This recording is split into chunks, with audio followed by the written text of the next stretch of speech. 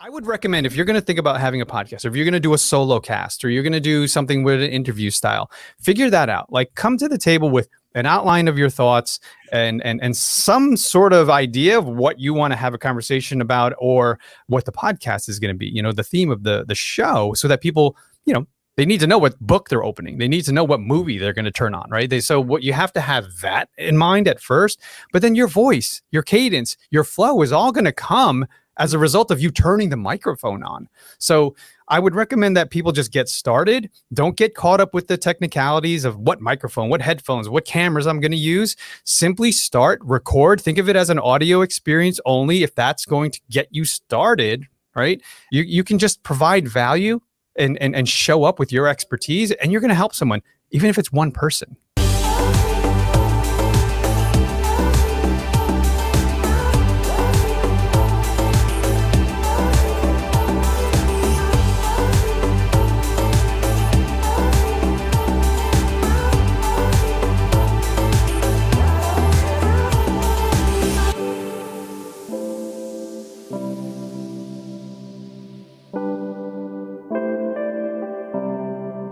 Hey, what's up, everybody? Welcome to a brand new episode of the None of Your Business podcast. You've got Shawn and Lacey here.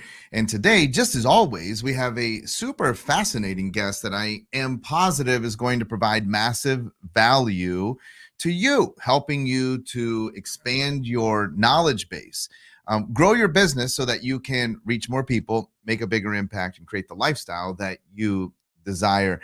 One of the things that we learned early on was the power of a podcast. But one of the things that we screwed up early on, I don't know if we screwed it up, but we could have done it better. Well, we've been doing a podcast for weekly for 7 years now. Yep. But it wasn't made public. It was only broadcast into our private members only group. And so there was a point where we decided, hey, we needed a public-facing podcast, which is this, the None of Your Business podcast, which piggybacked off of the launch of our book by the same name. Well, we've had tremendous benefit, not just financially. Everybody wants to know, like, well, what do you get? What's your ROI on the podcast? But listen, developing relationships, connections, opening doors, all through having a podcast. And we want to talk today with a verifiable experts. Don't take our word for it, because we're just stumbling through life. So we decided to get an absolute expert to help us to walk through and navigate all things leveraging a podcast to develop a personal brand, to reach people, et cetera, et cetera. So everybody, please welcome in Erik Cabral. Super excited to hear from him. But, and this is going to be tough, because we're going to have to restrict ourselves so that we're not trying to go down this road of real estate, which I'm really fascinated by as well. Or wineries, I could go down that road. So a lot of people may know him from his work in the real estate field. I mean, he's done tremendous things there. And I know our viewers, our watchers, our listeners are going to probably be reaching out to him and asking him real estate questions. So I'm sorry about that, Erik. I know you're here to teach us about podcasts. This is a podcast episode about podcasts. Oh, so meta. Tell us how you end up here in this space, because honestly, the runway to this is quite fascinating of how you end up here. And I think that it parallels what a lot of our viewers and listeners are going through themselves in real time. Yeah, first and foremost, thank you so much for having me, and for having me share with your audience any sort of value that I'm hoping to provide. And thanks for your sharing your story as well. I didn't realize you guys were like behind the scenes recording podcasts and doing what everybody should be doing. For your tribe, and it's really cool to know that you guys do have the chops, you do have the expertise. So I'll just add on to whatever ideas and experiences you've had. But I was in corporate America for over 20 years, so I was playing it safe. I was doing what I was told and being a good corporate boy and bleeding corporate blue or whatever the corporate colors were, and waiting 30 years to collect my gold watch. And and then I realized at some point, I was like, I don't know if this is working out. My life seems super predictable and boring, and I'm heavy and I'm depressed, and our second child is coming and I don't feel prepared. It was really sort of an aha moment, my eureka moment, when I discovered a book called Rich Dad, Poor Dad by a fellow amazing Jedi master to me, Robert Kiyosaki. And I was driving to work and I was listening to the audiobook. I like to read audiobooks.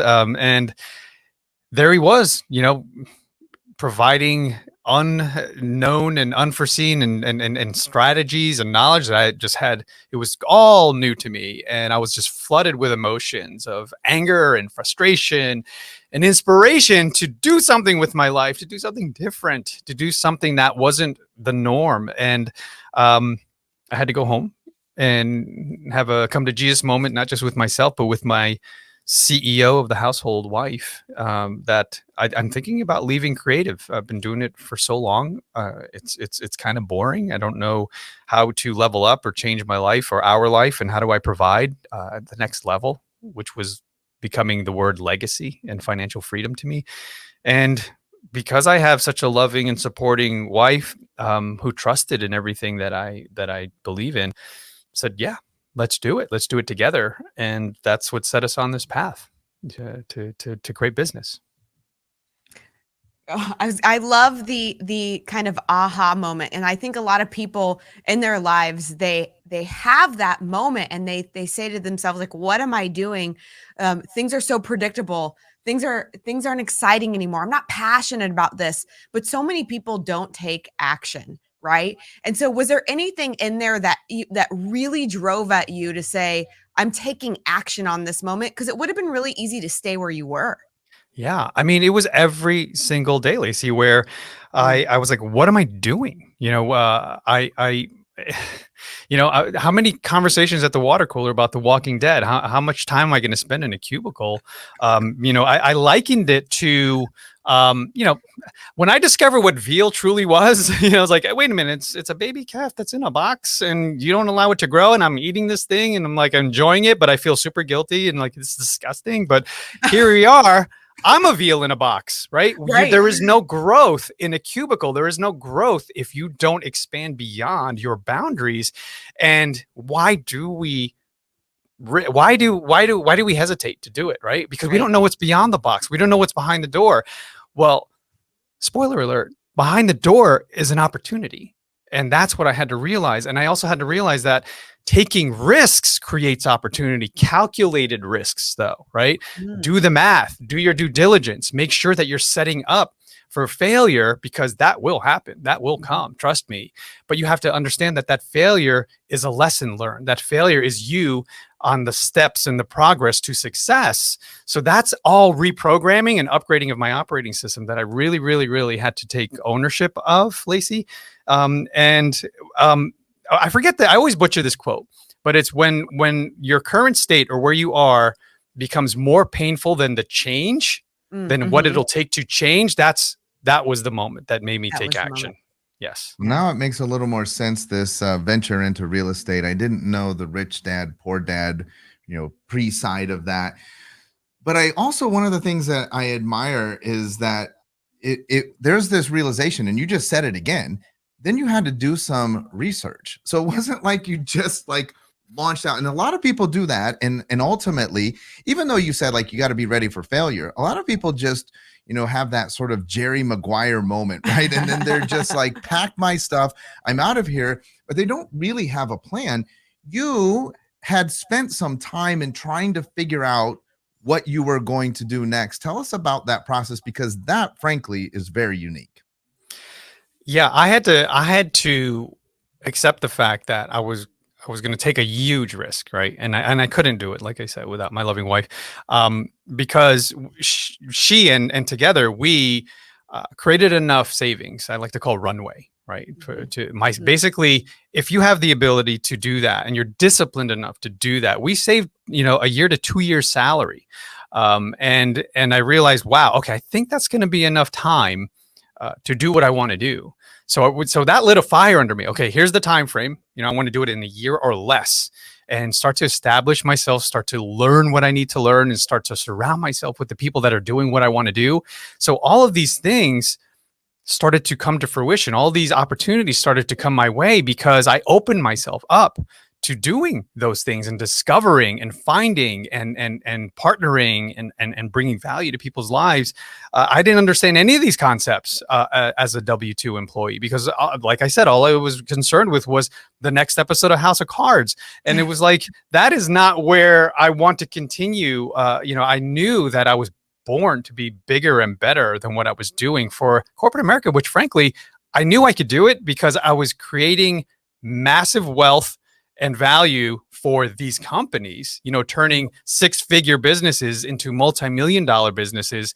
But I was still getting my six-figure check, which is fine. I'm happy with that. Most people are, and that's okay. But I knew that if I could do that for them, why am I not doing it for us? Right. Mm-hmm. So you go eventually, you get to the point where you're like, all right, I'm going to make this jump into real estate. And you find tremendous success, and I don't want to minimize that, but you find tremendous success there.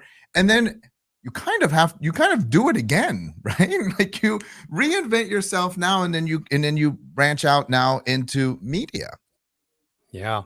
Let me rewind for a second, Shawn, because I realized there's a story that I didn't get to share in terms of like, you asked how I sort of did the due diligence and was some of the things that I needed to do. And I just want to quickly share with the audience here that, I had to eat humble pie. Like I showed up to real estate meetings and here I am, a 40-something, learning from 20-somethings who were flipping homes, right? Who were doing the things that I wanted to do and learn.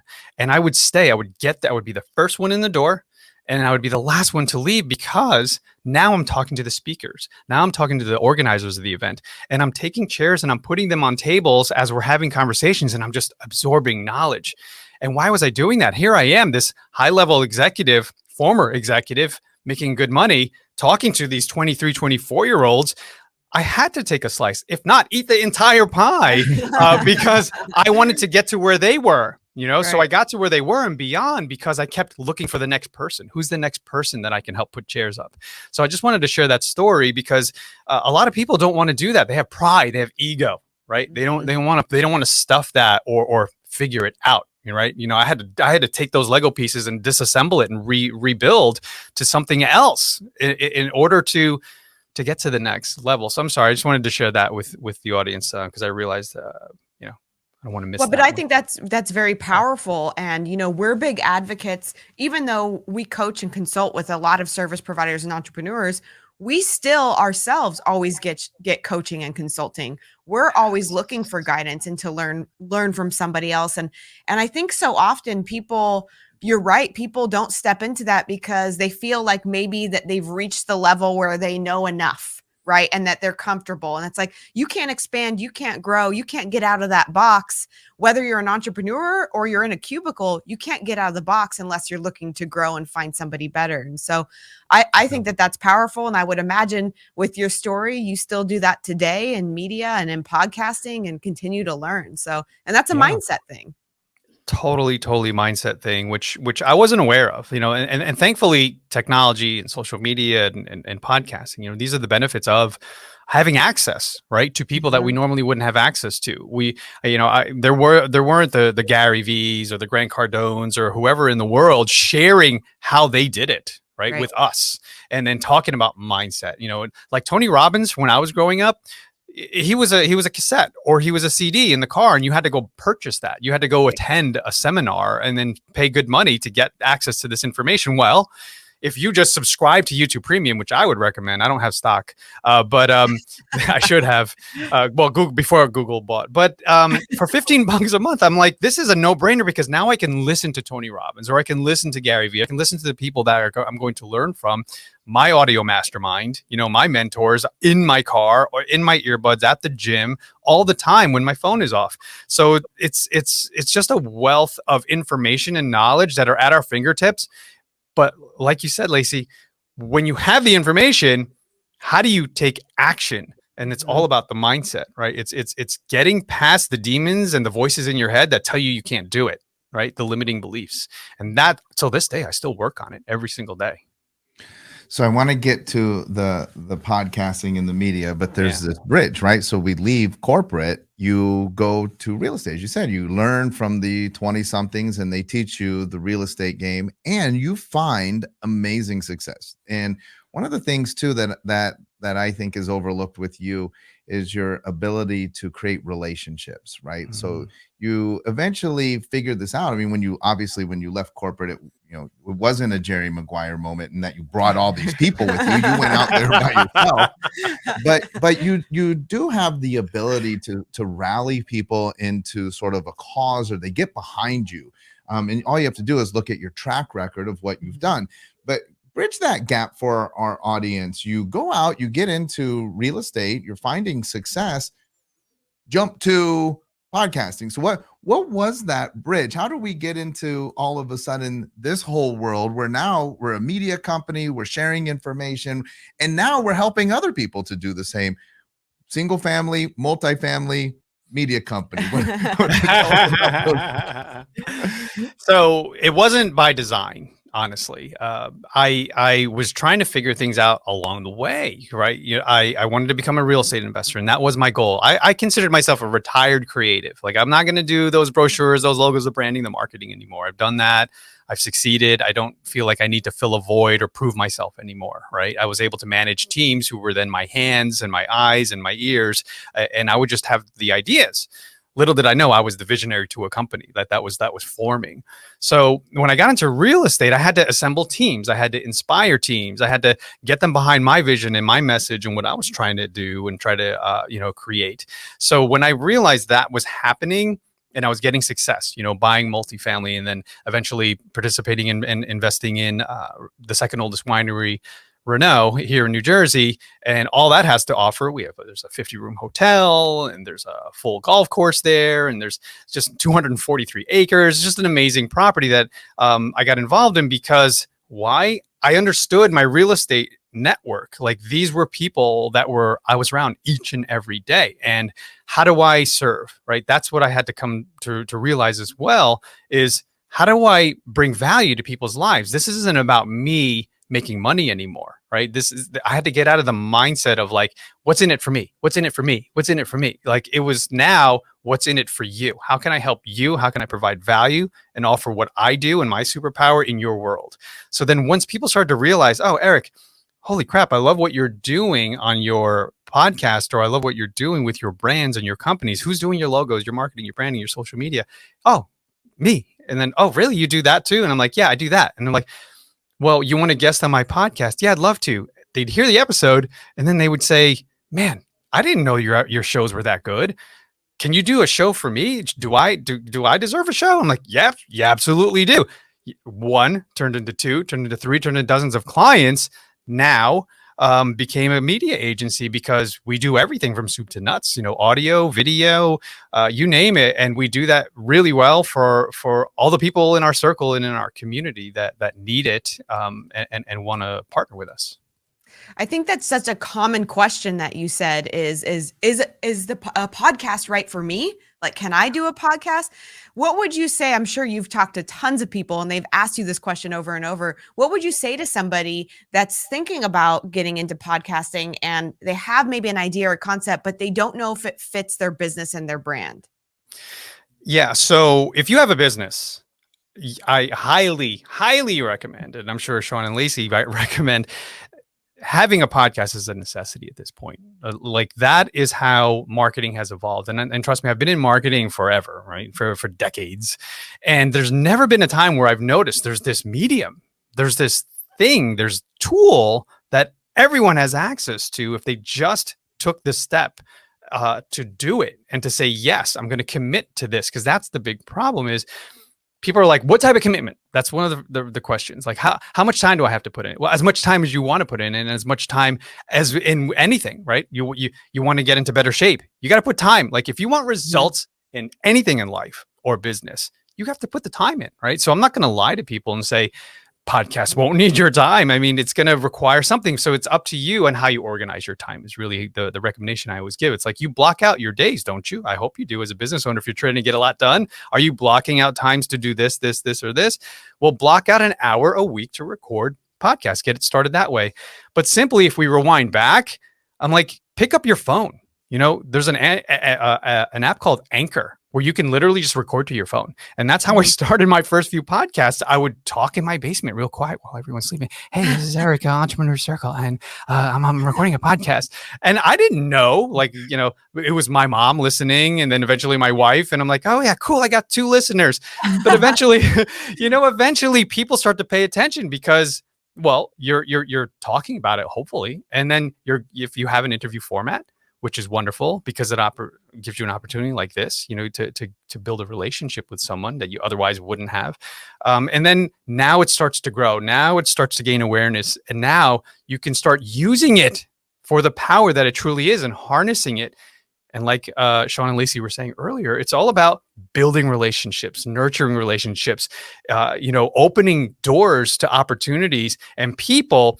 Quick story that I want to share here is I was at an Entrepreneur magazine event, and I probably was only up to a dozen episodes at the time. And Jason Pfeiffer, the editor-in-chief, was on stage. He's emceeing the whole event. Amazing personality, and obviously someone who's going to head up Entrepreneur has to be. So he's sort of the face and the brand of it right now. And we're leaving. The event's over. And he's walking out with his backpack slung over one arm. And I go, "Yo, Fife!" I yell out, "Yo, Fife!" And he walks up to me and he's like, "Who is this guy? Do I know this guy?" And we walk up to each other and I go, "Hey man, I loved your energy today. Thank you so much for all your time and your work here. It was a great event. Love to have you on my podcast, Entrepreneur Circle." And his eyes lit up. He was like, "Oh," and I was like, "Oh, I better go home and trademark that because it looks like he's really interested in the name." But he said yes. Here's my card. And he said yes. Now, if I didn't have a podcast, what would have happened there? "Yo, Fife, would you have a cup of coffee with me?" He's most likely is going to say no, but he doesn't know how big my audience is. He doesn't know what the show or like the opportunities that will potentially, happen for him as a result of being on the show. 99.9% of the people that I've asked to be on my show say yes. Why? Because it's an opportunity for them to speak on a stage to an audience they probably would never have access to, right? So you're giving them a gift. You have to think of it that way. So yes, you're worthy. And yes, your business needs a podcast.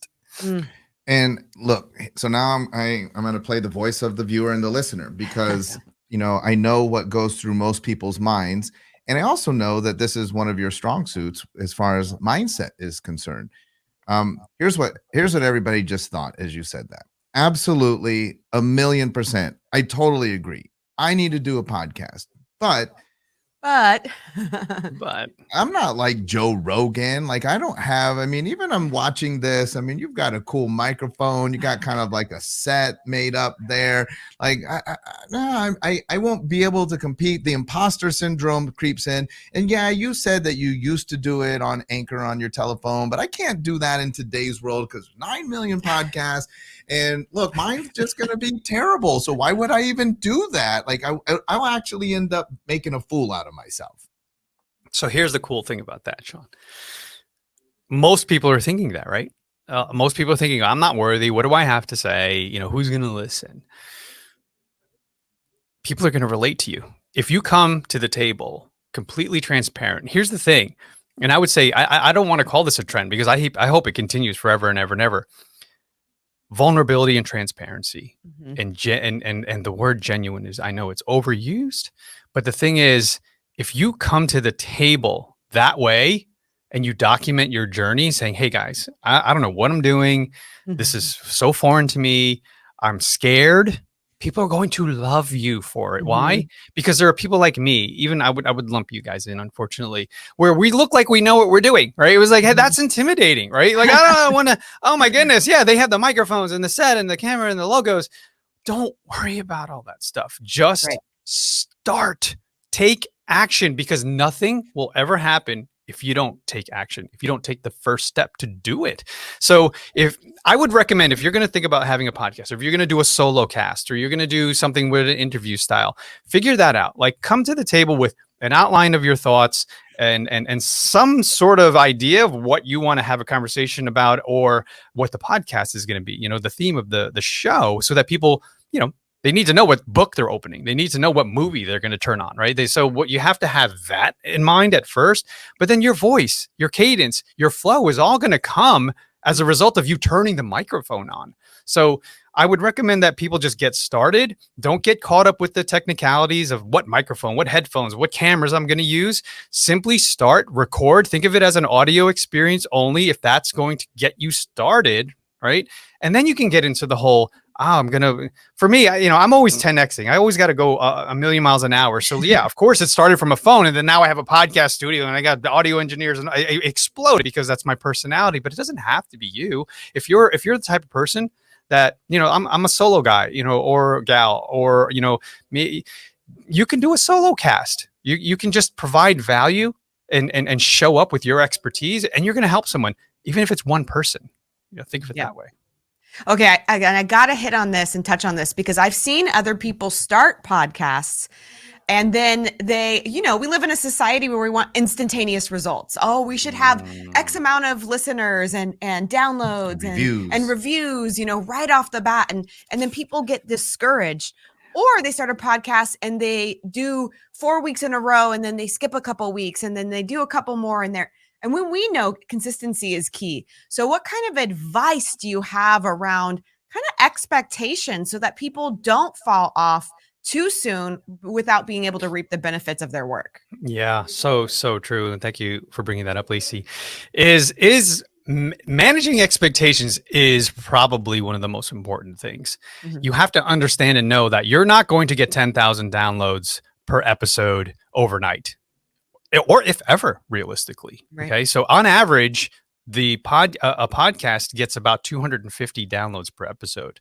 That's good numbers for most, right? So manage your expectations. The big shows, that get the 10,000, 250,000, or more, they've been doing it for a long time. We're talking years, maybe decade, where they invested the time and the energy and their knowledge to the craft. If you're starting a podcast and you think you're going to get results within 3 months, 6 months, 12 months, and I'm going to start getting hundreds, if not thousands of downloads per episode, that's mismanaging your expectations. So the thing is, you have to look at it as not a traditional media format like radio. A lot of people come to me and they're like, hey, well, how do I get 1-800-mattress on my as an advertiser? I'm like, that's not what this is. This is a way for you to bridge a relationship to someone you never would have had access to. I never would have had access to Gary Vee or to James Altucher or Randy Zuckerberg, all these people that I've had on my show, if I didn't have a show, right? That's because I wanted to do that. And I knew that I needed to figure out, how do I get to these people? I need to put myself in places where I know they'll show up, and then just ask the question. Just ask and be prepared for the rejection, because it could happen, right? So there's a lot of internal work that needs to be done in order for you to succeed, because if you manage your expectations and know that, okay, I'm not going to get hundreds of thousands of downloads overnight. Also, there is a term called pod fade in our industry where people don't get beyond 6 to 8 episodes. So know that you may fall prey to being a statistic, right? So commit yourself to a year. I'm going to do a year of this. I'm going to do 50 episodes, right? And when you commit to something and you block out the time and you put support systems and teams and processes in place, that will help you succeed. And then when you get to the point where you're like 50 episodes, trust me, you're not going to stop, because now you're going to be like, oh my goodness, look at all the stuff that happened. What would have happened if I didn't have a podcast? I wouldn't know this person. I wouldn't have had this client. I wouldn't have this partner. I mean, it's insane what it could do for you.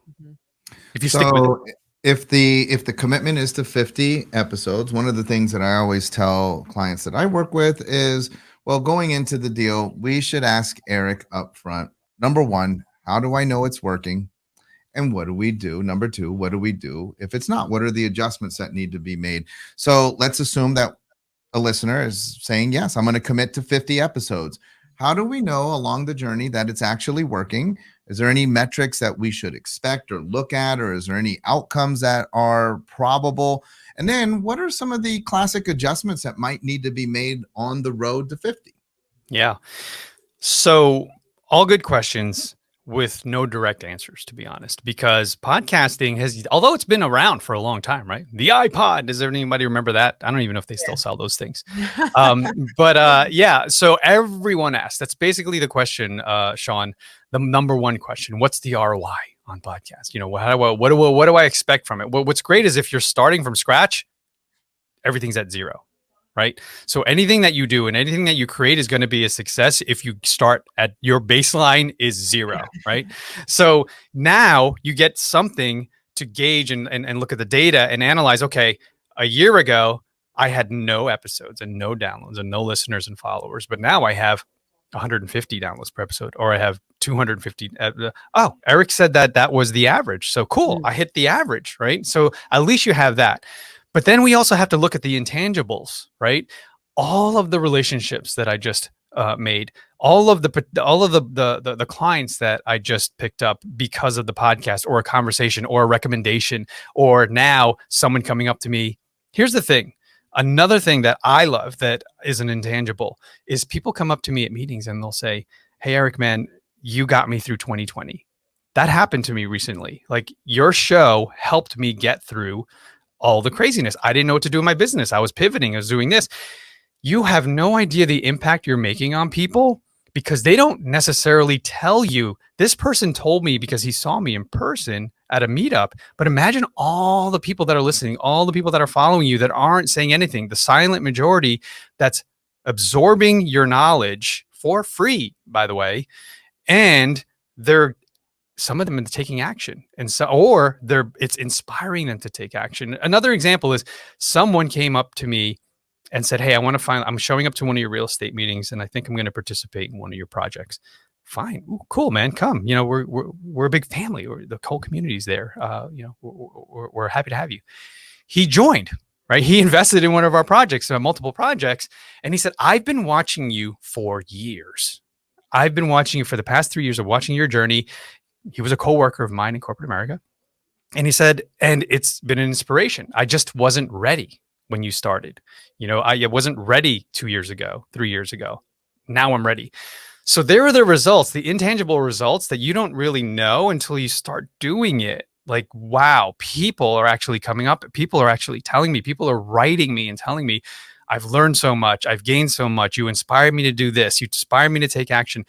These are the things that, if you do it right and you do it with the intention of helping people, it's massive, and it fills my heart. It really truly does. It's a benefit beyond anything that I had imagined. Yeah.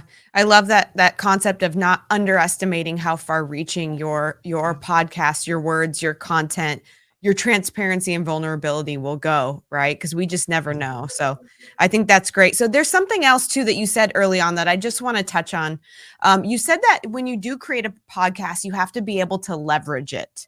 And so I'm sure it's one thing to just create a podcast and put it on a platform and let it sit there, versus creating a podcast and then leveraging it to grow your brand visibility, and reach more people. So do you have any just maybe one or two quick pointers on leverage and what that looks like? My goodness. So a podcast, people always ask questions like, am I supposed to do it this way? Am I supposed to do it that way? And the answer is, there's no right way. Right? It's the Wild West. Enjoy it, because now we can invent and create a podcast for whatever it is we need. So, for example, one of my clients, and you guys are going to relate to this, she had a book launch, and surprisingly, the book was coming out in March of 2020. She's like, "What am I going to do? The world is shut down. I was going to go to Barnes and Noble. I was going to go to I was going here. I was going to do a book tour. So why don't we talk about creating a podcast, and that could be your book tour?" And she's like, "What?" So like now, she's created a podcast, which is leveraging her brand and her book promotion so that she can do what she needed and what she wanted to do by putting her content out there, by reading the book like she would have at a Barnes and Noble, but now to her podcast listeners, to her live audience. She actually leveraged and created a community around a live event virtually. And that became repurposed content for her podcast. So now she does interviews as well, and she does solo casts. So she has a mixed bag of a podcast, but she uses the platform to also gain awareness, to put it out there, to put the content from her book out there, to promote it, right? So then we also leverage it by saying, hey, why don't we create ads? Here's the other thing, and I mentioned 1-800-mattress. Why aren't people thinking about podcast advertisements for their companies? Like, create an ad spot, 15 seconds, 30 seconds, and put it on your own show, right? In the mid-roll, in the beginning, or at the end. It's like, people don't even like, what? I could do that? I'm allowed to do that? Yes. Like I said, it's the Wild West. Do whatever you want. So there's so many ways you can leverage the podcast for your business, for your book, for whatever it is you're trying to promote. And here's the wonderful thing that I'll recommend to people, and I'm currently in the process of this myself, is when you're writing a book, you can actually start plugging your podcast. You could say, go to this website. You can start doing all this cross-pollination within your own ecosystem, which is so, so powerful. That was gold. I'm like staring at our producer, like, we're creating ads for our business now. There's your ROI. There's your ROI on the podcast right there. That's fantastic. So you have created services to help people to get started. Tell us, because oftentimes, like, here comes the part. I always tell people it's like Super Bowl row, right? Like, so you have these athletes and you talk about the game, and then they say, so Brett Favre, what are you pitching? And then it goes like into this random, like, well, I'm telling people about Copper Fit. And you're like, where did that come from? But in this, I want everybody to know this is not part of an agreement that we have to interview a guest. This is a natural transition. So I honestly do want you to tell us somebody that, because here's the next thing. One, we have imposter syndrome. That's why I'm not going to do it. I'm not going to be nearly as good as the people that I listen to their podcast. Number two, I just have no idea where to start. And there's videos and things. And so, I could figure that out. But number three, I don't know if I have the time. Right. So, like, for me to sit down and figure all of this out, because I'm a solopreneur and do this all by myself. Yeah, it's 30 minutes, 45 minutes to record the podcast. But then, because of my ineptitude, I'm going to spend hours trying to figure out where to put it and do the show notes and get all of that. So you have a service, because you said people started saying, do I deserve a podcast? Help me. And can you help me? Tell me what that looks like. How easy can you make it? What do you do for the people to help them? And how would somebody that wants to do that? Because I'm not just saying this, I know so many people would love to do that because it's making it easy. How would they get in touch with you and start that process? Yeah, I appreciate that, Shawn. I love talking and speaking in analogies, right? So a lot of our clients are real estate investors. So they buy multifamilies, they buy apartment complexes, right? So when they buy these properties, they're not looking at it and thinking, okay, when the property is acquired, I'm going to start, I'm changing the locks and fixing toilets and like doing the work and painting the walls. Investors know their value comes in taking the deal down, finding the investors, buying it, and making it a performing asset. Which means like the building was pretty crappy, and then now they made it a shining, happy thing that now tenants live in and everybody's enjoying life. But that's their superpower, right? Their superpower is not in the tiny details of managing the building and making sure everybody gets their mail and all that stuff, right? That's when you buy a property that's already done, that's all fixed and all ready, and everyone's happy and in their place. That's called a turnkey property, right? That means that you walked in the door, just like if you're buying a single family house, you can buy a fixer-upper, right? And hire people to fix it or do it yourself, right? There are DIYers who want to do their podcast themselves or fix their house themselves. But then there are also people who want to just walk into a house that's all done, maybe even furnished, right? And we call that turnkey in our industry. So that's what we are. We're turnkey podcast providers for the people who are too freaking busy, right? Because they understand and know the power of teams. They understand and know the power of processes and systems, which we've already developed. We've already created the systems and processes for ourselves. We've already created the systems and the teams and the people that know how. Like, all of our audio engineers are US born and bred, because I understand and know that if you outsource this stuff, and we do have tons of VAs, but they're not necessarily the ones in the subject that are aware of or care about the subject matter, right? So I wanted to make sure that we have people who get it and love it and are actually using it because they're editing it. And then I was like, oh my goodness, Erik, that podcast where you interviewed David Meltzer just dropped it. Oh my goodness. And I'm like, yeah, exactly. You're gaining something. We're paying you and you're learning at the same time. You're earning and you're learning, right? It's great. So the thing is, that's what we do. We make sure that everyone who comes in, who becomes a client, understands that we have the teams, we have the processes and the support so that you know that we're not going anywhere. We've been here for years. So a lot of people get concerned like, well, if I hand you my podcast, are you going to own it or are you going to be around? I'm like, you can check our track record. You can see we've been producing for years and years and years. And that's what you want is a team that you can trust will be there for you and your brand as it grows and develops. Love it. How did they get started? Where did they go?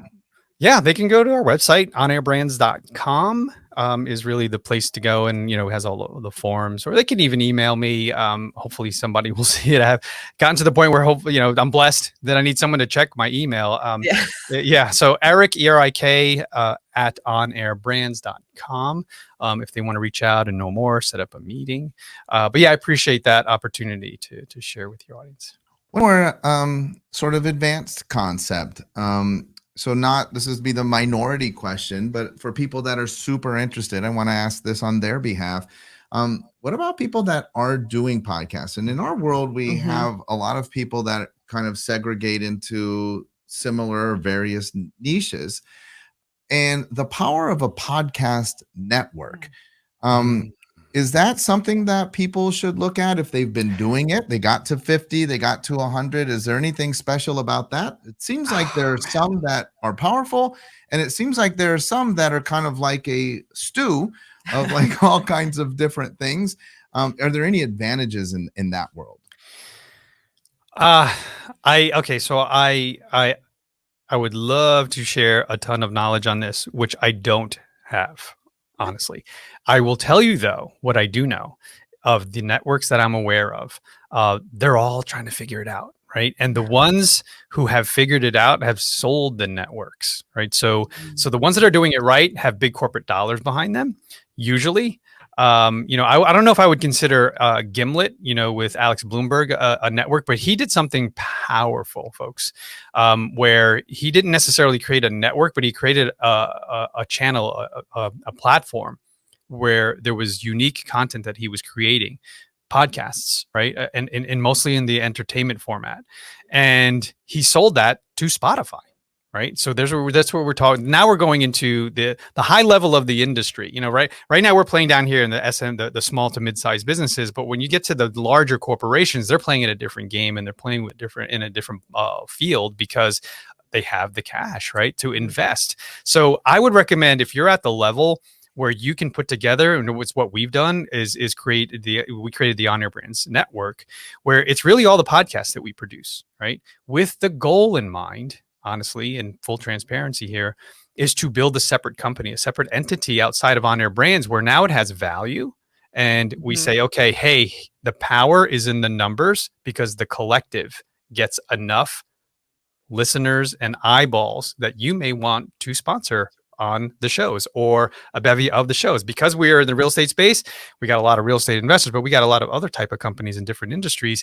Well, if the network is large enough and the numbers make sense for corporate America to say, yeah, here's my money, put an ad spot on all your shows, there is power in that. And we're working on all of that. Yeah. It's great. I love that. That's a great thing to sort of stimulate people so that they have a thought process, because some people, they get it. They just want to do their podcast. Other people, they're dreamers, they're visionaries. Yeah. And look, you might end up really wrapping your mind around this. And, Erik's in real estate and we deal with a lot of people in health and wellness. Maybe there's a space for you to do that. Or it would be even better. We always advocate. Maybe someone would reach out to Erik and there's opportunity to collaborate in the health and wellness space and develop that as a subsection inside of OnAir Brands. So all of those things are possible. And that's what we love. We just love to stimulate the discussion, the ideas. But nothing happens if you just listen to this through your headphones, while you're doing your cardio, and then you don't do anything afterwards. Like Erik said, it takes time, but it also takes action. You're going to have to visit some websites. You have to click on the show notes and look at Erik's stuff. And then you're going to have to send an email You might have to send a couple of emails depending on if they get it or not. You have to But be action is persistent, the thing, and you right? take action. Listen, I honestly do hope, and that's not necessarily our message or our platform, but I honestly do hope that people listening will see the value of having their own podcast. Yes. And I hope that they'll connect with you, Erik, and that you'll serve as a vehicle for them so that they can always reach more people, make a bigger impact, and create the lifestyle of their dreams. Erik, thank you so much for being on the show. Anything else that we missed that you feel on your heart that you want our viewers and listeners to know? Now, I appreciate you and all you're doing to change the world. I do want to share actually my mission and my mantra for not just me, but my company. And that is to make the world a better place, one mic at a time. And how do we do that? Right? Through our means here, through sharing, connecting others to others and networking so that you can say, hey, I know a guy, or I know a podcast, or I know a stage that needs a speaker.